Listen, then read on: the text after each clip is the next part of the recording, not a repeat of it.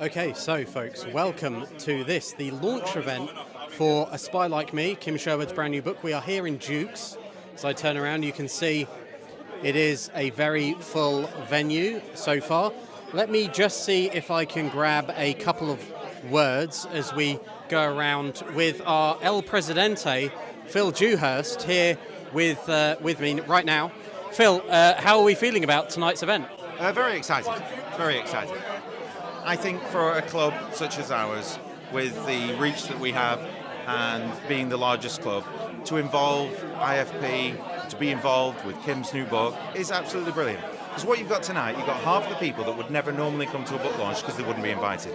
We've opened it up in partnership with HarperCollins and IFP to a different audience. And I do think this will be a game changer in the book launch market. Because already HarperCollins and IFP have said this has more buzz, more energy than anything we've done before, because the real fans are here. Not just the journalists, nothing against journalists, but the people that are excited and turned on by these books are here tonight, and they're getting to have a glass of wine, talk with fellow fans, and meet the author. And we're about to hear David Lowbridge-Ellis MBE have an in-depth discussion about the book with Kim Sherwood. I mean, what could be better? Let me ask you this. How does a process like this come about? I mean, what happened? Did IFP reach out to you and the club, or was it the other way around? I mean, how did tonight's event come into existence? So everybody knows that Kim and David have a good friendship, much like the friendship I have with Luciana or any of the other Bond girls. Kim asked David, I want to do something different. Could the club be involved? David calls me, I say yes, we have a meeting with IFP, I pitched them Dukes because I thought the home of Fleming, from a bar perspective, it just worked well. They said we love this idea, HarperCollins jumped on board, and here we are. Absolutely. Well, that sounds amazing. It promises to be a spectacular evening. Everyone is crowding in now to the room. As you can hear, it is quite loud, quite noisy. Hopefully you've heard what we've said, but we'll hopefully hear from some other members as well and some other attendees. I think that'd be a good idea. Okay, folks, so I'm sat now with Monica Germana, one of our guests of honour here at tonight's book launch events. Monica, how are you doing, first of all? I'm fine, thank you. Very excited. Perfect. So can you tell us, first off, very briefly, a little bit about you, what you do, and how it feels to be here at the book launch of Kim Sherwood's brand new book, A Spy Like Me? So I'm a huge Bond fan, and I'm also a writer. I have written a book on Bond girls. So Bond girls have always had a special place in my heart. Perfect. And I remember when Kim was first commissioned to write the first of the first installment of the trilogy that she's writing. I was super excited. She was the first female writer to write about Bond. Yeah. And I think she's done an amazing job in both books. I've read this. You've read this one already? Yes. Oh wow. Okay, so we've got some insider knowledge here because I've not read this follow-up book. But yeah, please do go on. Oh, I don't want to give away any spoilers. Absolutely. Of course. Let's just say that I think those who loved what Kim does in Double or Nothing, which is to really reboot James Bond in many ways, introducing new characters, modernizing, if nothing else, Q is a machine now, it's AI. So she continues along those lines, but also in the first book she tackles climate emergency, if you like, through the villain and the plot that is at the heart of the book. In this book, it's more about global trade and what it means, what the dark side of global trade is. So super, super interesting. Okay, wow. That sounds amazing. Okay, I'm really intrigued now to read this book. Obviously, there are copies on sale here this evening. But how does it resonate for you in terms of book launches? This is obviously quite different because this is the first time a club has been involved. Obviously, the British club is involved this time around. How do you think that kind of differentiates other book launches that you might have already been to previously? Like now that, the average Bond fan has access to Kim Sherwood and to this kind of event, do you think that's important to keep it within the fandom? I think it's a great initiative, and I think it shows both how the fandom, the Bond fandom, is a really, really nice and welcoming community, but also I think it says a lot about Kim as a writer who is writing for an audience, the fans basically. So she's well aware of the community. She's well integrated, and I think she's very generous with her time. So I think we're very lucky as fans. Absolutely, it's great because, as you say, with the themes potentially of the books, it's up to date with modern times, as is the book launch is up to date with modern times and inclusive for everyone. Yeah, absolutely. Yeah. Perfect. Well, Monica, thank you very much for your time. I hope you enjoy the evening, and cheers to you. I don't have a glass in my hand at the minute, but I say cheers. You should. Cheers. Cheers. Now I'm joined by Julian Digby, one of our club members. Julian, first of all, welcome to tonight's event. It's a fabulous event. I'm so glad to be here. And we haven't even begun yet, so, I mean, that speaks volumes. But first off, how does it feel like, as a fan, a Bond fan, to have a club that's able to pull off an event like this in partnership with, obviously, Fleming Publications and HarperCollins? It's a fabulous event, and for James Bond, or GB 007, to get it, an exclusive, is brilliant. It's absolutely superb. It's something I certainly wouldn't have dreamt of, coming to a book launch, and it's just great that everybody's here together. GB 007, yourself, and all the fans here of literary Bond. It's a really great event. To be here. Thank you very much for coming, and enjoy the evening. I know you're going to be speaking with Kim later on. I think you've got something for her, but until later and until next time, thank you very much. Thank you very much indeed, Matt. Thank you. Cheers. Right, folks, so I am joined by David Lowbridge-Ellis MBE, and he's wearing his MBE. First time I've actually worn it since William put it on me, sort of thing. Prince William. Prince William. You know, Wow. Will. You know, my mate Will. Your Yeah. old mate. Yeah. So, David, we're here in Dukes, in the St James's Suite. Fleming's spiritual home, many would say, Dukes. How does it feel to be here? Because I know this is like, 3-4 months since Fleming Publications got in contact and the ball got rolling on this whole event to launch Kim Sherwood's brand new book, A Spy Like Me. How does it feel to be here finally? And also, I'm not finished yet, my friend. Two-part question. And also, how does it feel to be hosting a Q&A for everyone who's in attendance tonight? Will be recorded, but everyone who's in attendance tonight with Kim to discuss the new book. Well, I wasn't a bag of nerves until you just reframed it as that, Mark. So thank you very much. No, honestly, it's really, really special, to be honest.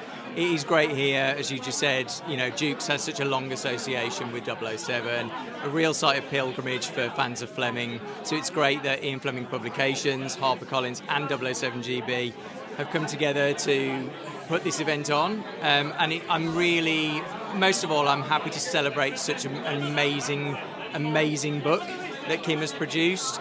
Personally, I think it's even more successful than Double or Nothing, and I love Double or Nothing, but it's just an amazing book, and not doing something special and different, a bit different to a normal book launch. So we've got quite an intimate environment. It's kind of far more personal than a usual book launch. So no, I'm really excited to get underway in a couple of minutes' time. Yeah, now you say very briefly, because I don't want to keep you, but you say this is very different to like a standard, I say standard book launch, but what the traditional book launch that you might have, in that obviously the club has been involved from day one. Yeah. How important is it for you to have grassroots Bond fans, literary Bond fans, in attendance tonight and have that opportunity to attend something that otherwise we might not have been able to attend previously? So all the book launches that I've been to tend to have people who actually work in publishing as the main audiences, rather than just fans. And often they're just guest lists that are populated, the sorts of people who always go to those events.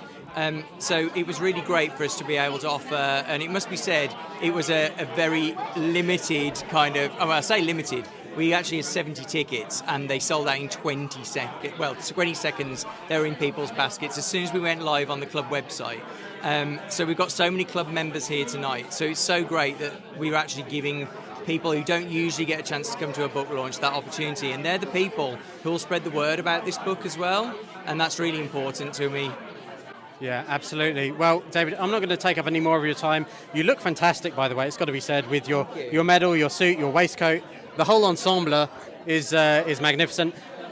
you don't need luck, but good luck. You'll smash it, and we look forward to the Q&A with Kim, which is coming up for you viewers at home right now. Welcome this evening. Thank you for coming to this unique event for a uniquely brilliant book in a unique location. Many of you will already know Dukes quite well. In fact, we were having a conversation last night, weren't we, about people who've been to Dukes or don't always remember it, however. So if you've been to Dukes Bar upstairs, and they are open once this event finishes at 9, but they are always very, very busy on a Saturday. But if you can get in there, do try the martinis. They only allow you 2 of them, and there's a good reason why. But welcome to Dukes Hotel anyway, a site of pilgrimage for fans of Fleming, and a place with long associations with the character of 007 in general.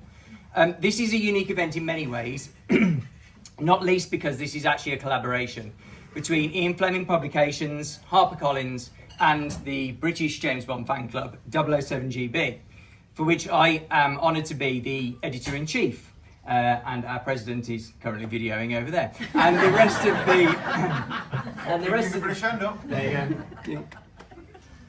the rest of the board is scattered around the room as well. So please do have a chat with those guys.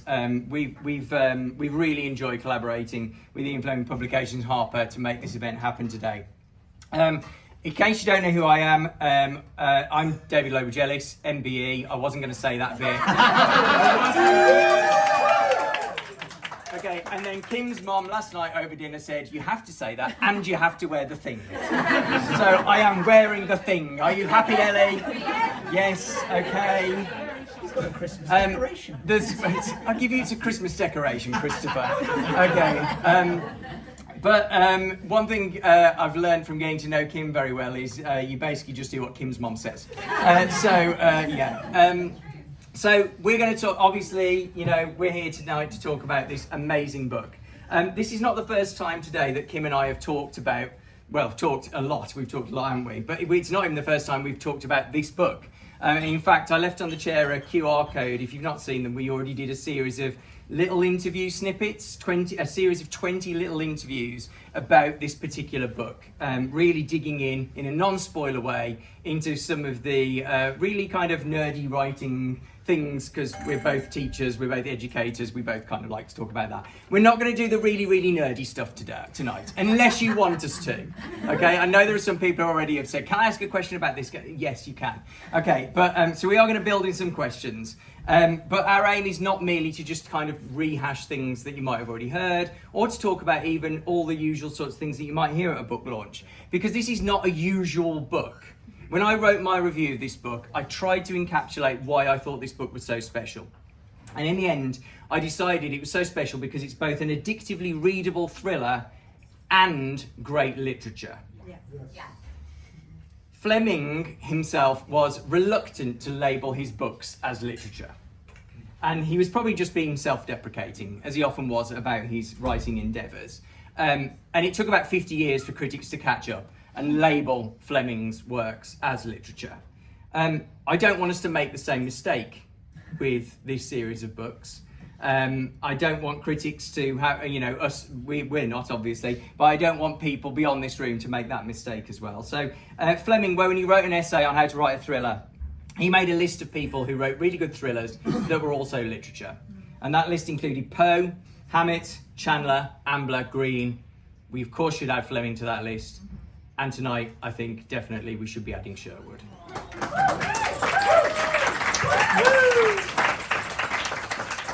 So I'm going to sit down now, without microphone. Kim and I are relying on our teacher projecting voices to get us through the evening. Thank you so much. No worries at all. So, the second book. Difficult second book? You've never written a sequel before. How was that? I finally had my difficult second album on my fourth novel. It took me a while. Well, first of all, let me say thank you so much for that beautiful introduction, and thank you all so much for being here. Can everybody hear me at the back? Is that right? Excellent. It just means the world to me that you're here, and so many of you have come from all over the world, so thank you so much. And this book was very different from Double or Nothing in lots of different ways. As some of you will know, when I wrote Double or Nothing, it was a total secret. I wasn't allowed to tell anybody And it was also lockdown, so I wasn't seeing anybody, which helps because I have a terrible poker face. And had I been seeing my friends on a daily basis, I immediately would have blurted to everybody, "I'm writing James Bond!" But I had to hold that in. And in some ways that was quite freeing and liberating. It took the pressure off a little bit, but it was also quite isolating. And when the book came out, I was so nervous, of course. And I think the biggest difference between writing Double or Nothing and writing A Spy Like Me is that in that time I got to know all of you folks and got to know the James Bond fan clubs all over the world and come to all of your amazing events and got to know authors that I've admired all my life, like Charlie Higson, like Anthony Horowitz, who really kind of took me under their wing. And so I was able to ask people for help as well. So I turned to the fan club quite a bit and asked for fashion advice. They're very good on fashion advice if you need any. And I turned to people in the different locations of the book and said, if a character was doing a high-speed chase here, would they turn left or right?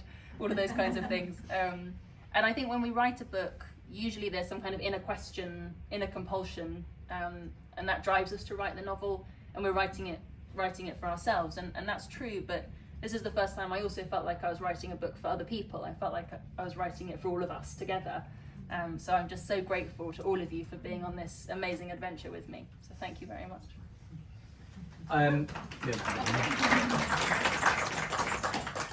You ruined my holiday, Kim. Oh. But also made it the most wonderful holiday imaginable, because you sent me, literally 2 days before I left for Venice over Christmas, you sent me, I think it was the first ever proof copy of the book. And I'd love to say I remember Venice, but really I just remember reading A Spy Like Me. A Spy Like Me is, for me, even, and you know how much, everyone in here probably already knows how much I love Double or Nothing. For me, it's even better than Double or Nothing. It's so tense. And I've tried to nail down why that's the case. And I think it's lots of elements, but in terms of the plot, I mean, the first book, and I'm not going to do many spoilers here, but it did end up going a little bit Moonraker towards the end. I thought it was Moonraker. I thought it was sci-fi when it started, the villain started cloud seeding. And then Dubai flooded the other day for exactly the same reason. So actually, maybe not so sci-fi after all. This book, I think the best phrase to describe it is it has a really dark reality to it. I found this book really unsettling because it could happen. Absolutely, and does happen. Yeah. So let me tell you a little bit about the story, and I'll try and do that without spoilers. This happens pretty much on page 1, so it's not too much of a spoiler. At the start of A Spy Like Me, a bomb goes off at BBC New Broadcasting House, and MI6 work out that there's this smuggling network funding terror. And they're smuggling diamonds and art and antiquities, even people. And MI6 realizes that in 6 days, another detonation is going to happen somewhere around the world. So our Double-O agents are now in a race, and they're going down these different smuggling pipelines. So very much inspired by Goldfinger, by Diamonds Are Forever. So we have 004 Joseph Dryden going down the kind of antiquities and cultural treasures pipeline. He ends up going to Afghanistan. We have Johanna Harwood on the trail of a people smuggler who she thinks might be responsible for the disappearance of James Bond. And then we have a new character, Rachel Wolfe, who's a diamond thief, and she's going down the diamond pipeline. And we follow all of those characters into some quite dark places. Because these smuggling routes are real, the real kind of winner out of globalized trade has been global organized crime, because we've made moving things around the world very, very easy, very frictionless. So a big kind of plot point in this novel revolves around free ports. I got very geeky around tax laws. You'd be surprised how thrilling they are. So free ports are these kind of murky zones that are good for business because nobody pays any tax. So you can put any object you want in a free port. You don't have to say what it is. And as it comes out the other side, it gets a kind of fresh bill of health that says it was moved into the country legally. So if you were, for example, smuggling diamonds, that would be really, really helpful. So I ended up learning about kind of this grey area, and the smuggling network is called the Grey Group. I wanted to call it the Janus Network, but GoldenEye got there first. So annoying. But there are these Janus figures in these smuggling networks. They're called Janus figures because they're named after the two-headed god who can see back into the past. So they can see back into the black market, where this sword was dug up and stolen and smuggled, and they can see forward into the white market where it's going to end up in a national museum as if it was bought perfectly legally. And these sort of baddies, this rogues gallery, have come together, and the Double-O's have to stop them. That sounds like I mean, Fleming did his research, but Yes. that sounds like a colossal amount of research. I actually did a degree to write this book. Like seriously. During lockdown, I took a university module in art and antiquities crime. So if anybody wants to do a heist with me, I'd be really good. So I did this amazing course that was looking into this kind of dark underbelly of art and antiquities and all of these things that are so glamorous and so James Bond, but have this kind of sinister edge to them. And then after I had it become public, I was writing Bond and everything, this was drawing to an end, I got in touch with the criminology professor running the course. And I said, I'm writing James Bond. And she thought I was joking, and I persuaded her I wasn't joking. I said, could we meet? She said, well, this is the weirdest university tutorial I've ever given. But I kind of put the villain's plot to her, and I said, could this happen, do you think? And she said, not only could it happen, but it does happen, and we're prosecuting these things right now. So that was really, I felt like, you know, you want James Bond to be escapist and thriller and fun, but I also think Ian Fleming also dealt with the most serious issues of his day, because you want a hero to confront those issues for you and shrink them down to a human scale. So it felt to me important to bring those kind of darker sides of the Bond glamour into the book. Absolutely. I learned a lot from this book. I never knew what a blind man's watch was either. Yes. And we're wearing watches tonight. In fact, We're wearing 3. I've decided to wear 2. I thought 3 might be overkill.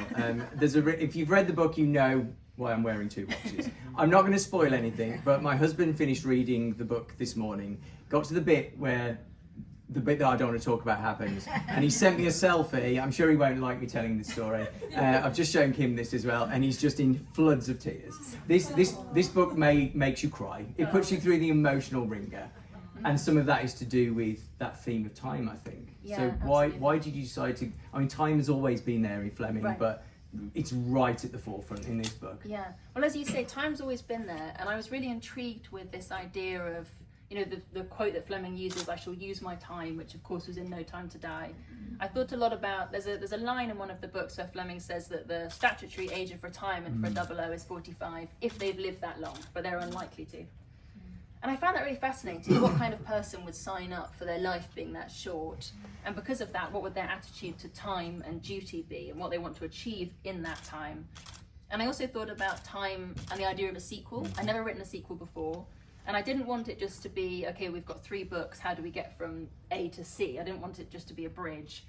So the time that you spend getting to C has to become really important. And the kind of turning point for me in dealing with the theme, so I wanted to set the book in the world of auctions, and Sotheby's were very nice and said, well, why don't you come in and see how an auction house works? Which of course, as a Fleming fan and a Bond fan with Property of a Lady, with Roger Moore, was very, very exciting. And then they showed me their Rolex collection, and I was, you know, looking at these stunningly beautiful watches, and I said to them, oh, how much do you think this would go for? And they told me the price, just immediately drenched in sweat. And I'll put that down. But I was looking at these beautiful objects and thinking about how in the Bond world we all love our watches. And I thought that's the kind of perfect externalization of this theme of time. So watches become very important as a sort of plot moment in the story. And it also actually made me shift the tense of the book. So this book is in present tense, Double or Nothing was in past tense. There's this great line from literary critic Roland Barthes. He says that third person past tense suppresses the trembling of reality. But in this book, I really wanted to make it about the trembling of reality, because in present tense, you don't even know if your protagonist will make it to the end of the sentence, let alone the end of the book. And I really wanted this to feel like the contingent novel. Will anybody survive this? And for me, as a writer, that actually became, in some ways, the most, like I felt like I was in a race with myself writing this book. Yeah. I'm so glad you went there with the tense thing, because it was on the list of things we might want to talk about tonight. I thought, is people going to be interested in grammar?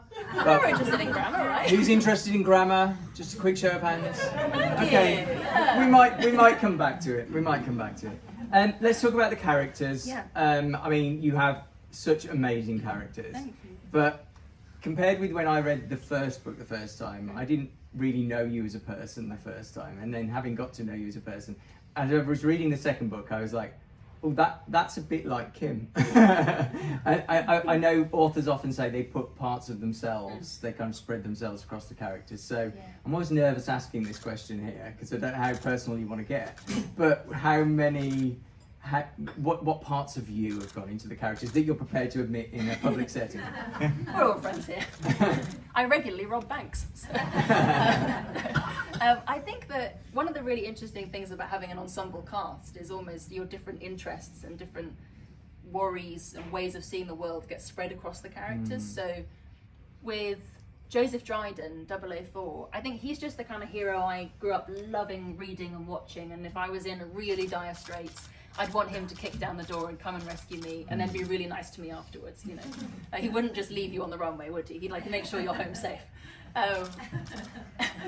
And then I think with 003, Johanna Harwood, and then Rachel Wolfe, who's a new character in this, I think they're probably me split in two. So Rachel Wolfe's kind of a bit younger. She's coming in as a thief rather than a 00. And she's, I think, a really fun character, and she's probably my younger, wide-eyed sense of fun and naivety. And then Johanna Harwood is me a little bit older, and a little bit more angry at the world's injustices.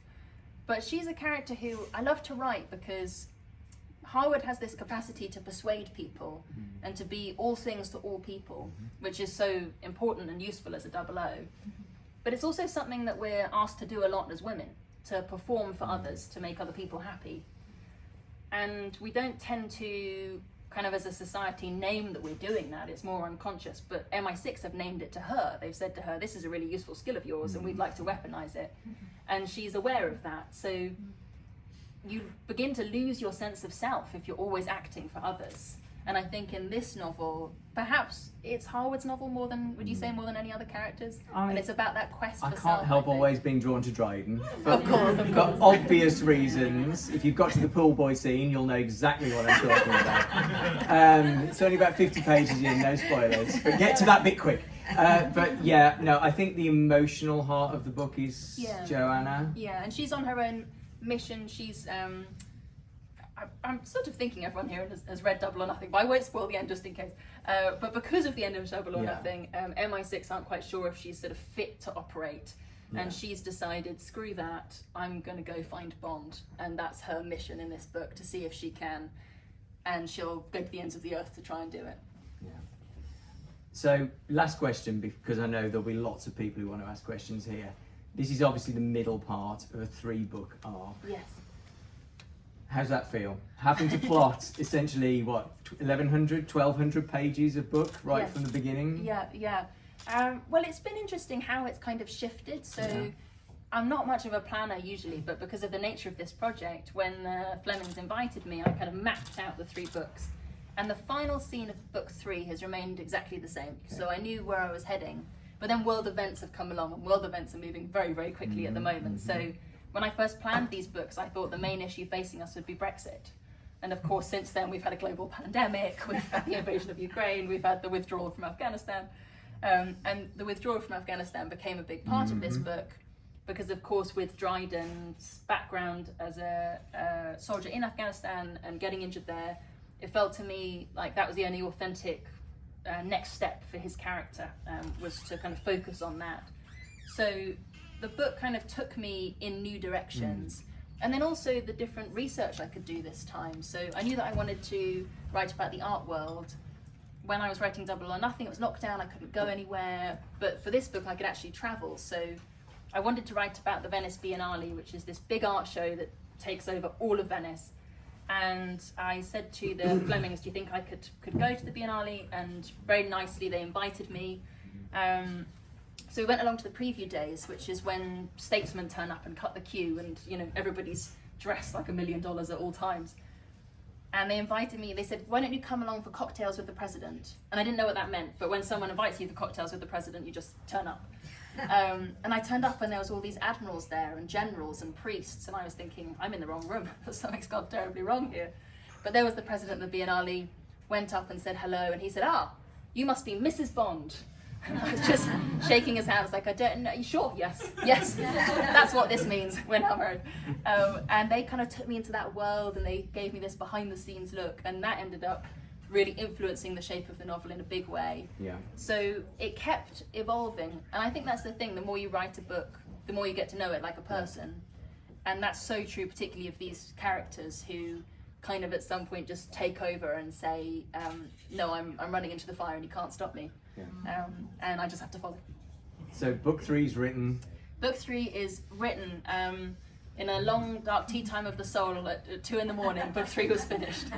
And it was strange. I thought I'd feel really elated. But I think because it was the end of this, I mean, who knows the future, but it was the end of this particular kind of arc I'd plotted for the characters. I felt like I'd been there with them every step of the way. And I was just in this library, Gladstone's library, by myself, very late at night. And it felt really magical in a strange way, as if I just kind of stepped out of a spell and thought, was all of that real? You know?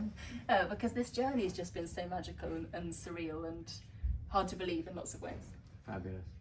Amazing. Thank you for sharing all of that with us, Kim.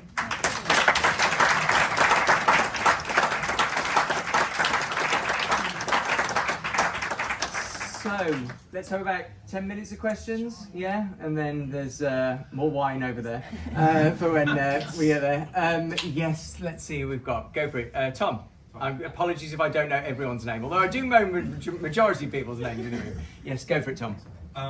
Well, David sort of touched upon this in his introduction, and I'm also a researcher and educator of what is loosely termed genre, be it Bond or horror or musicals.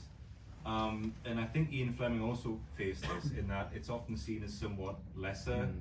I know this is a bit of a free-form question, but how do you feel about? I know it's because I have a massive chip on my shoulder, in that I disagree with this, but I agree that it's also it's art, and it should be seen as just as good as anything that's not genre, for want of a better term. And how does that make you feel when you write these things? Are you sort of aware of this, or is it something you try and forget about? Well, I thought a lot about what the genre even means and what the difference is, because my first novel, which some of you will have read, was kind of categorized as literary fiction. And often when we talk about genre fiction, we're encouraged to think of it as simply crime or fantasy or sci-fi, but everything is a genre, including literary fiction, and that has its tropes as well. Usually, and this is true in my first novel, usually in literary fiction you'll have a character wandering around having deep thoughts for a long time, not talking to anybody else. That's like pretty much my first book. So I thought about what are the differences, and I think a key difference is simply what does the character want? So it's the same structure, you still have a character on a quest, but I think with literary fiction the character wants something quite abstract, like a sense of identity or belonging or family or home. And then with a thriller, say, your character wants to stop the bomb or get the piece of information, but they're still driving for it, they're still trying to find something. And it works exactly the same way, where you're trying to map what they externally want to what they internally want. So for me, it's not just interesting if they're trying to stop a bomb, it's, well, why does that personally matter to them to stop the bomb? I think that there's a real genre snobbery, and there always has been, and that list you read of those great writers who wrote in the thriller and crime genre certainly should be celebrated as great writers. And I think that categorization is a shame, because it can discourage people from feeling like they belong in the world of books, or it can encourage people to be siloed. And I think art is about bringing people together, so I really try and resist that. And actually yesterday we went into Waterstones Piccadilly, and they had this big stack of the books, and it was really lovely, and we signed. But it was really nice as well, because my books were in 4 different genres in the bookshop, so that was quite nice. Although the poor bookseller did have to dart around. He was a bit sweaty by the end. But I felt really proud of that, to defy category. Yeah. It's like they should have a Kim Sherwood section. Yes, they should. You've enjoyed. I think everyone in this room's on that page. But you've enjoyed James Bond. Enjoy this story about cross-dressing smugglers. There's a lot of overlap there. Exactly. Charlie, you had your hand up. Sorry. Yeah, go for it. A grammar question, actually. Oh, fabulous. Is the third book written in the future tense? That would be a massive spoiler. If only, can you imagine? Future tense second person. You will survive or not. Love it. Mark. Hi, Kim. I asked you the other day about what you learned about Fleming, but having finished book 3 and in this sort of circus of book 2, what have you learned about yourself as a writer that you'll be able to take forward into hopefully future epics and tomes? Oh, that's a really nice question. What have I learned about myself as a writer? I think that this is the most complicated plot I've ever woven, because we're dealing with the theme of time and across many different spaces, because it's a James Bond adventure, so it's very globe hopping, and I have multiple protagonists and I wanted to give them all equal weight, and we're going all over the world and we're chasing diamonds and we're chasing treasure and we're chasing people. And there were points where there was one point where I was literally saying to people, I've lost the plot, and they were going, oh, I'm sorry. I was going, no, like literally, literally, what is the plot of the book? And I was drawing it out on massive rolls of wallpaper to try and hold it together. And when I finished the book, I was saying to people, if I ever tell you that I want to experiment with time again in a novel, stop me right there. But with a bit of distance, I actually feel really proud of how it all came together. And so I think it's maybe given me permission to be a bit more experimental in the future, and to know that I can kind of hold the plot together. Thank you. I'm trying not to be biased, but Anthony had his hand up first. Okay, there you go. One of my favourite things in series is the characters continue on to the event. In these books, I love the relationships between the characters, and in non-spoiler, it happens in the first 100 pages, is that? But 003 and 004, who don't get to spend time with each other in the first book, it's a quieter moment. How fun is writing those things where you get to imagine what their relationship would be like outside of what we've seen on the page. Yeah, really fun, and I think that's part of having rounded characters, so you do feel like they keep living when you're not watching them. And I always really like those moments in the Fleming novels, usually at the beginning of the book, where Bond is just a bit bored by paperwork. But we kind of see his interactions with Moneypenny, with Mary Goodnight. We see his relationships, his friendships, and we get to see what he's like in peacetime, which is when he's least comfortable. But where he does have these really important friendships, and sometimes I think Bond is portrayed as a loner, but actually he has these really deep connections that kind of power him through his quests. And I think that's true of these characters, and part of those connections are with each other, and that they know they'll always have each other's back. So when I do get to bring them together, for me it's like, it's almost like when you get to introduce two best friends to each other from different parts of your life, and then you think, oh, I hope they get on, and you just watch. So I really love writing those moments. Sorry, we had at least a couple more questions. Yes, lady at the back, and yeah. Hi, Kim. This is a research question. You said you went to Sotheby's. Is there anything you found out when you were doing your research you thought if you put it in a book, nobody would believe you? So much. And I think I'll put it in there anyway. Yeah, so many things. Okay, so part of it is just how transparently corruptible many of these worlds are. So a rule was brought in for the dealing in art and antiquities, and the rule was for auction houses. If the object that you've been given is covered in mud and soil, it's probably not been legitimately dealt to you. And the idea that people would have to be told that, like if it looks like it's just been dug up, it's probably just been dug up. Kind of shows you just how kind of loose this world is. Similarly in the diamond world, this thing was brought in called KYD, Know Your Dealer, so trying to encourage people to look into people's backgrounds, because diamond deals are done on a handshake. There doesn't even have to be any paperwork, and it's the easiest way to move untraceable money around the world. So just learning about that and thinking, well, you're really relying on people to be saints if you're hoping that these worlds will remain kind of in the light. And I found that, for plotting purposes, really helpful, but for human purposes, very worrying. So I kind of wanted to shine a spotlight on that. We had at least one more question. Yes. Hi, Kim. Fleming was famous in how to research he did, and it also seems to me that it kind of sings out from the really great other Bond writers, Anthony's, Charlie's, yours. Were you kind of aware of that, or that you had to do that level of research? And what was your single favourite bit of research? Oh, nice question. Well, for me, research is my happy place. That's my greatest joy. So that really kind of fueled the story. And I think you're right. You can really feel it on the page with Fleming's kind of journalistic eye for detail, and that's what grounds those really fantastical plots. And you believe them because he's, you know, completely right about the type of shoes someone would wear. So I really wanted to bring that in. I think my favourite bit of research. So many of you will know that I don't know how to drive, and for Double or Nothing, the Fleming estate very kindly arranged for Alpine to take me out in one of their very lovely sports cars so that I could get a feel for it, because it was going to be 003's car. And it got to a point where literally I was sitting down with a journalist from a very big newspaper. Their first question to me was, so it's a famous fact about you that you can't drive. It's like, I don't know if I want it to be a famous fact about me. There's some other facts about me I prefer. So then I thought, right, I better do something about this. This is getting embarrassing now. So very nicely, Alpine invited me down to Thruxton racetrack, and they said that they would teach me how to drive in a sports car. So I went down, against the advice of some people in my life who wanted, you know, for me to stay alive. I went down there, and first of all, they took me around the track in the Alpine, and we're about halfway around when I said to the driver, just so you know, I do get car sick, just so you're aware, as we're approaching 150 miles an hour. And he turned to me and said, but we're not going fast yet. Okay. But it was amazing. I completely loved it. And then they took me around in an Aston Martin, so fast. That driver didn't believe in braking. Why would you? So I'm holding on for dear life.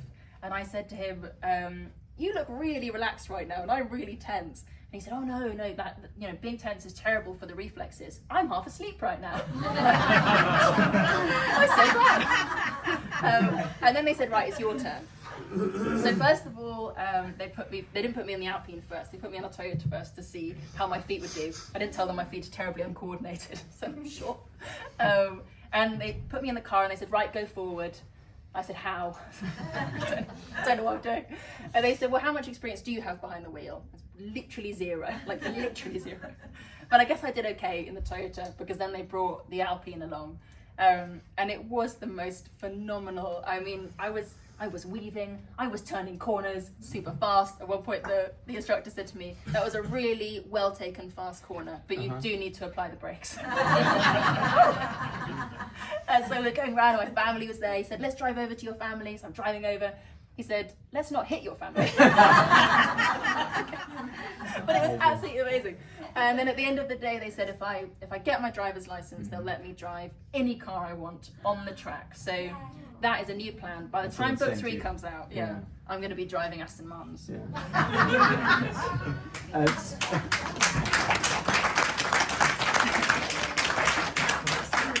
I think we've got time for just one more question. Simon. Yes, I think I'm right in saying that your books are around about 100,000 words each. I'm just sort of interested in terms of time elapsed, what that sort of investment of time means from planning to writing to editing, word locked. Yes. So I first heard that maybe the Flemings wanted to talk to me just before Christmas 2019, and of course I thought that was a hoax. Then when I realised it was real, and I got planning and everything, and I started to write in earnest I guess I began March 2020.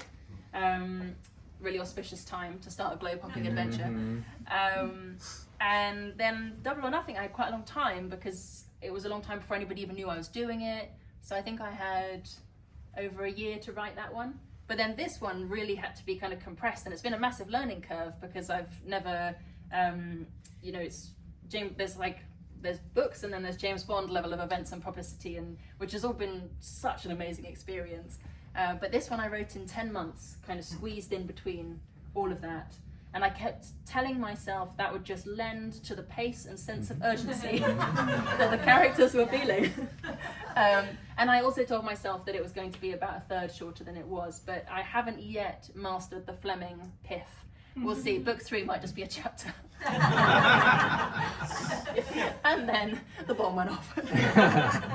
Thank you so much, Kim. So that ends the Q&A portion of this evening. Thank you. Thank you very much, everyone.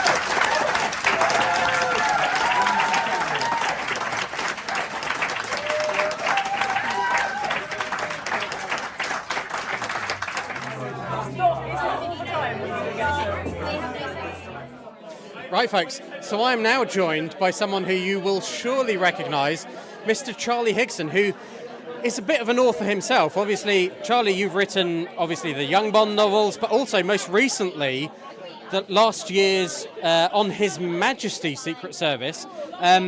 First of all, welcome and thank you for attending this evening's event of Kim Sherwood's book launch.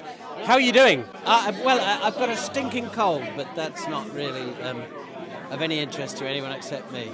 Outside of that, I'm doing very well, and it is fantastic to be here. I love hearing Kim talk about James Bond. She's so passionate and switched on, and yes, I'm kind of in awe of her. She's a magnetic personality, isn't she? When she's talking, you can really get a sense of the passion that she has for Bond, much like yourself. I mean, you and I first kind of got to know each other, so to speak, a few months ago when we were doing some filming for the Radio Times. But I got a sense from you in that conversation when we first got to know each other, your real passion for Bond. How important do you think that is for any author that's coming into the Bond universe, so to speak? Well, I mean, you have to be absolutely passionate about it, and you particularly have to be passionate about the books, not just the films. And, you know, what's interesting is there's a huge James Bond community out there and a huge community of fans. And a surprising number have never read any of the books.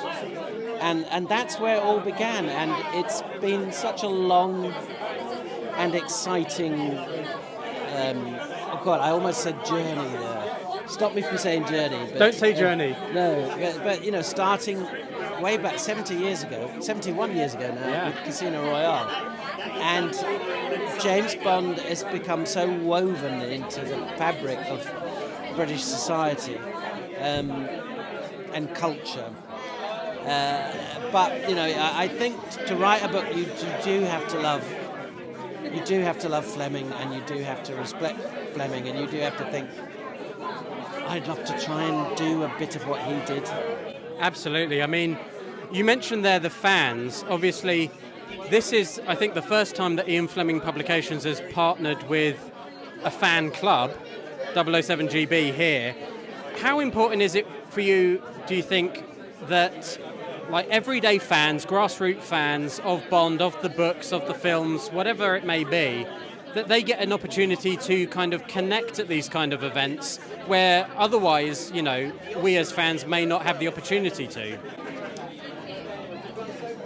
Well, I mean, yeah, it's fantastic. I mean, there are so many events that the fan clubs and the different parts of the James Bond community put together, but, you know, to actually be involved in the book launch for a new 007 book is fantastic, and I think it's very important I know it's very important for the estate, for Ian Fleming Publications, to keep these connections going.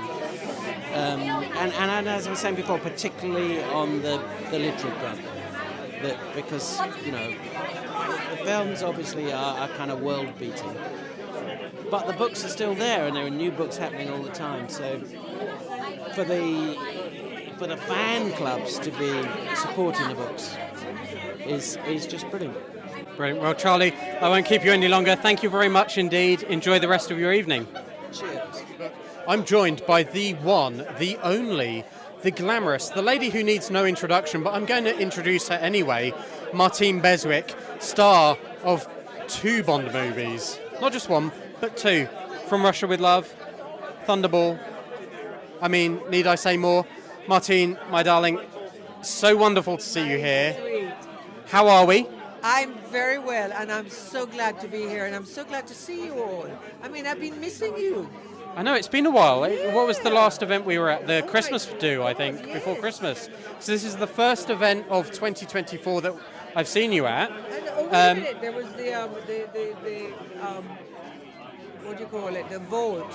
I was not at the vault, Yeah, unfortunately. No, I was not. We won't talk about that, but we will talk about tonight. I am here at Duke's, downstairs in the St James Suite. We're at one of Fleming's spiritual homes.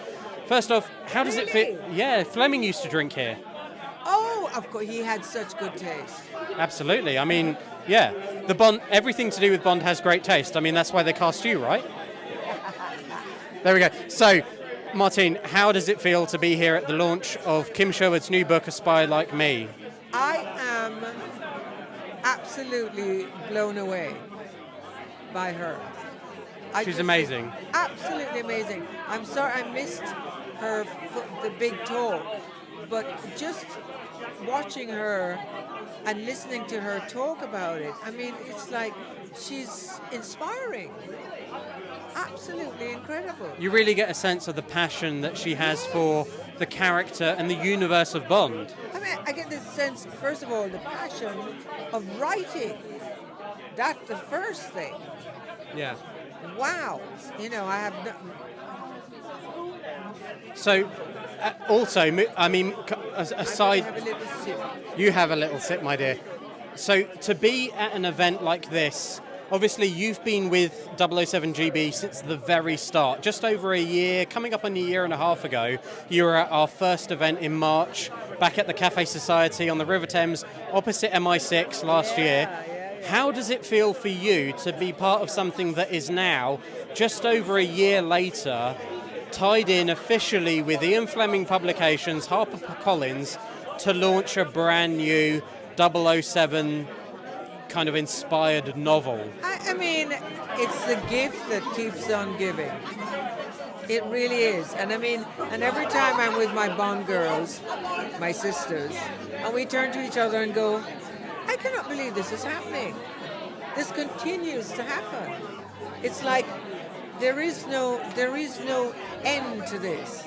I mean, when I go, it's going to go on, even when I'm gone. So it's like a second, a third, and a fourth, and a fifth wind for Bond and the Bond stars, you know, from previous films. For all of you ladies to get to keep coming and enjoying something that's obviously made your careers, but also continues and endures. That must be really special. It is. It really is, and I love being with my sisters. They're so fabulous. Every one of them. Absolutely fabulous. Well, we love you all dearly. You, Caroline, Carol, Alison, you know, Silvana, everybody. We love you all so much. And we can't thank you enough for coming this evening, for supporting the club. But any final words from you on tonight's festivities or just in general? Well, I'm honoured to be here. We're honoured to have you. Martine, thank you so much. Now, I'm joined by another author, actually, who's actually written one of his own books, Mark O'Connell. Mark, how are we doing this evening? I'm good. It's good to be surrounded by literati. Now, I was saying to you, this is my first book launch that I've ever been to. Why? I don't know. Have you not been to Smith's for like a signing? No. No, I went to a signing once of Murray Walker's autobiography. That's a book launch. Okay. So maybe this is not his first book launch. Okay, this isn't my first book launch. Mark, how does it feel to be like in Fleming's spiritual home, Dukes?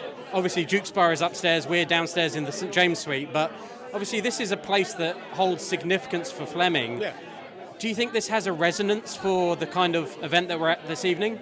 Well, a lot of people love Dukes. I mean, Fleming drunk everywhere. The guy was a lush, so he was always everywhere. But obviously, it's got a little bit of connections, and a lot of overseas visitors love Dukes as well. And it's where it's positioned. I actually think perhaps less the ambience here. It's where it's at. It's really in the thrust of old Fleming, old London, old Britain, dare I say, around sort of Jermaine Street and St James's. So it's a good place, and I like this room. I want this room. I want its lighting, and I want the carpet.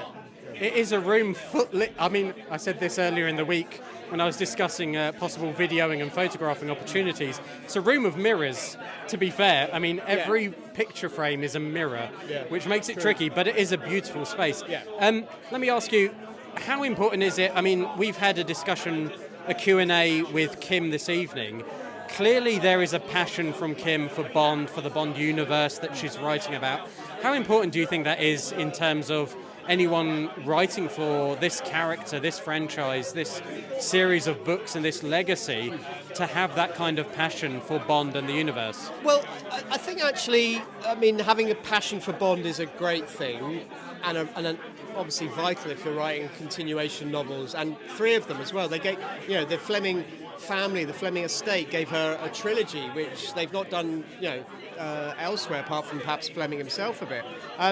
I think the best thing about Kim, for me personally, is it's not that she's a woman.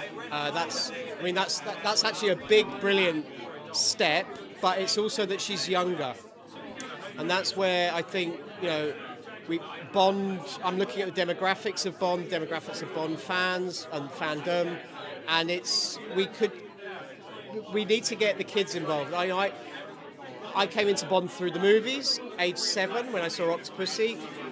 The idea of a 7-year-old watching a Bond film today is slightly weird, but it could still happen. And I do feel that, I feel that we might go younger and fresher with the Bond franchise going forward anyway. And Kim's a good marker of that. And her book, often the Fleming continuation novels feel they're sort of separate times, different times, and none of them quite match. And they don't have to match. But Kim's feels very contemporary with less effort. There's no effort to her making it contemporary and now. And I think what she's done with the 2 books so far, and the pace and the energy, and I'm not going to use the diversity word, but she does have a diverse ensemble of characters, opinions, and situations. And I actually think she potentially might be more of an indicator of where Bond's going than perhaps where he's been. That's really interesting. I think you're probably onto something there. I think definitely in terms of the literary side, but also perhaps the film side. We don't know yet, obviously, at the time of recording this, but a younger stance, something new and fresh would be a good thing. Yeah. Speaking of the fans, this is the first time I think Ian Fleming Publications is engaged with a fan club as such, but how important is it for grassroots fans, shall we say, like myself, as I say, I've never been to a book launch as such, and especially a Bond book launch, and obviously there's a lot of grassroots fans here this evening. How important do you think that is to kind of keep that connection with your core demographic and having people at events like this? Well, anything that gets people reading, whether it's Bond or not, anything that gets people thinking about books, they're not a lost art. They're a very current art. They're a very important art. I've been fortunate enough to do 2 books of my own, and hopefully might do some more. I think it's a great celebration of literature. So it's right that all Bond fans are here, and it's also Bond is a coin. Cinema literary. A lot of people are into the books, a lot more people are into the films. But when you get into the books, whether it's Fleming or the spin-offs or the sidebar works or the continuation novels that Kim is representing here tonight and at the moment with the Double-O trilogy, it's important to remember that's where Bond came from. It's not, and I'm actually doing a lot of research on Fleming at the moment, and I'm finding out, oh my God, he was such a cool cat. He was ahead of a lot of curves and a lot of lines with his thoughts on society, on politics, on heroism, on masculinity, on femininity. I always the thing I'm loving at the moment with what I'm doing as a sidebar is just finding out more about him. So the fact that there's loads of Bond fans here is a good thing, because we need to get more people reading Bond books, Bond literature, but also just books full stop. Absolutely. Well, Mark, thank you very much for your time. I'm going to let you enjoy the rest of your evening because there's still festivities to have, more wine to drink. This is my evening, although I'm not sure if this is mine. Oh, it is mine, yes. It is yours now. Cheers. Cheers. Right, folks, so I am here with the lady of the evening, Miss Kim Sherwood, author of not 1 but 2 Bond universe novels now. I say universe because you are setting your novels obviously within the universe of 007. That's right. Kim, what can you say to our viewers now about this evening? How are you feeling, first off? It's been the most magical evening. So we're here at Duke's Hotel, of course, the famous Fleming connection, and the 007 GB fan club have put on the most incredible evening. And to have everybody gathered here, to have all the Bond fans, the Fleming fans, so many iconic women of Bond, the actresses from, so many classic films, it's kind of like a dream. Like, I keep thinking, it's like I'm floating up outside of my body and looking down and going, well, this is pretty amazing. So I'm feeling very, very lucky. Well, that's amazing. That's great to hear as well. I mean, for you, how important is it? You mentioned the fan club there. I mean, Ian Fleming Publications. I think I'm right in saying this is the first time that they've kind of collaborated with a fan club to kind of get grassroots fans involved in a book launch. How important is it to you as an author, as a writer, as a creative, to have grassroots fans attend events like this and be present and have the opportunity to ask questions at the Q&A like you did earlier? Well, that's the whole point, I think. The big difference for me between writing Double or Nothing and A Spy Like Me, when I was writing Double or Nothing, it was this secret, I couldn't tell anyone. And then it came out and I got to know this amazing, creative, inclusive community. And I've been a Bond fan all of my life, but I didn't actually know that many Bond fans, especially like other girls growing up weren't really into Bond. So to feel like I suddenly had this family and that everybody was kind of as invested in the characters as me, that was such a gift and really unexpected. So with A Spy Like Me, I felt like, well, this is really for everybody who's been helping me and kind of cheering the books along the way. So I said to the Fleming estate, it would be so cool if we partnered with the club who've done these like brilliant charity events, because that's kind of the whole point. It's like I'm a massive fan myself, and this is for the Bond community. Well, that's amazing. And a question I had come up to me earlier, and I said, do you know what? I honestly don't know the answer. And this was from none other than Martine Beswicke, star of 2 Bond movies. Yeah. So she actually asked me, Kim, how did Kim get involved in writing Bond books? How does that work? So on her behalf, I'm going to ask the question, how did even, getting to write your first Bond novel, how did the whole process come about? Because I know you mentioned in your Q&A earlier, the whole process kind of started back in 2019, if I'm not mistaken. Yeah. So how did this work? Ian Fleming Publications approached you, or? Yeah, so they've been looking for a new writer for a while. Obviously, Anthony Horowitz's tenure was coming to an end.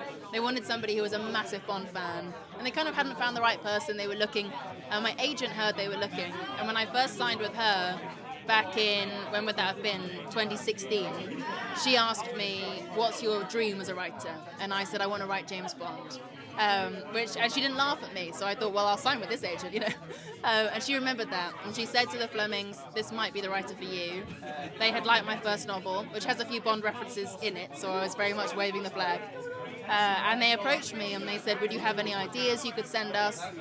So I sent them, an essay of ideas. And I also sent them a bit of homework I'd done when I was 14 at school. Our English teacher had asked us to write about an author we admire, and I'd written about Ian Fleming, and I'd made this whole illustrated booklet, and it had pull-out flaps and everything. Wow. So I sent them my homework, and they liked my ideas, they liked my homework, and they invited me in to talk to them, and it all took off from there. So it's a lesson in saying far-fetched dreams out loud and doing your homework. That's amazing. So this section is for Martine Beswicke, so I hope that's answered her question. But Kim, any final thoughts of the evening? I don't want to take up too much more of your time, but I know there's talk of, I know the second book has only just come out, but there's talk of a third. Is there any snippet, glimmer, sliver of info you can tell us about this, even if it's just a general release date of when people can expect to finish this second book and be able to go out and pick up a third? Because I'm sure they're going to be wanting to, go and pick up more. I can say that it's out in a year, and this book very much ends on a cliffhanger, and your questions will be answered. Fantastic. Well, folks, that wraps up our coverage of the book launch here at Dukes, A Spy Like Me. Kim, thank you so much. Thank you. Congratulations on the book. I can't wait to get my hands on my copy. I'm going to do that now because I've been sat here doing interviews. But once again, thank you so much, and we look forward to welcoming you back, hopefully, for next year's third. Yeah, thank you.